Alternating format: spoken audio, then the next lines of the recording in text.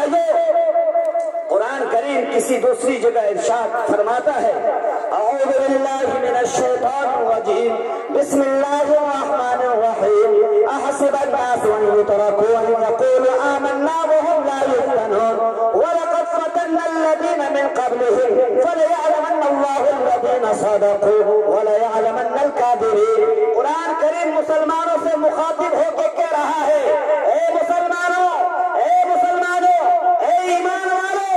अगर तुम्हें आजमाइश में मुब्तला किया जा रहा है, ये सिर्फ तुम्हारे साथ नहीं, तुमसे पहले कितनी उम्मतें इस दुनिया में आई हैं, हर एक को आजमाया गया है ताकि परवरदिगार देख ले कौन झूठा है, कौन मक्कार है, कौन कज़्ज़ाब है, कौन परवरदिगार को मानता है, कौन परवरदिगार से मोहब्बत करता है, कौन अपने नबी के सिद्क़ के दावे में सच्चा है। परवरदिगार आजमाइश को भेजता है, इम्तिहान को भेजता है ताकि खरा खोटा के दरमियान फर्क हो जाए, दूध हो जाए, पानी हो जाए। दुनिया में दुनियावी जिंदगी में अल्लाह के नबी सल्लल्लाहु अलैहि वसल्लम के जमाने में भी बहुत सारे ऐसे लोग हुआ करते थे जो अल्लाह के नबी सल्लल्लाहु अलैहि वसल्लम के दरबार में आके कहते थे, ए मोहम्मद, हम आपको चाहते हैं, हम आपके दिलदादे हैं, हम आपके पैरोकार हैं, हम आपकी जान पर अपनी जान को निछावर कर सकते हैं। लेकिन जब मुसीबत आती थी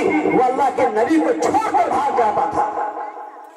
ग़ज़वे खंदक के मौके पर जबकि 1 महीने तक मुसलमानों का मुहासरा हुआ, सामने गड्ढा है बहुत बड़ा।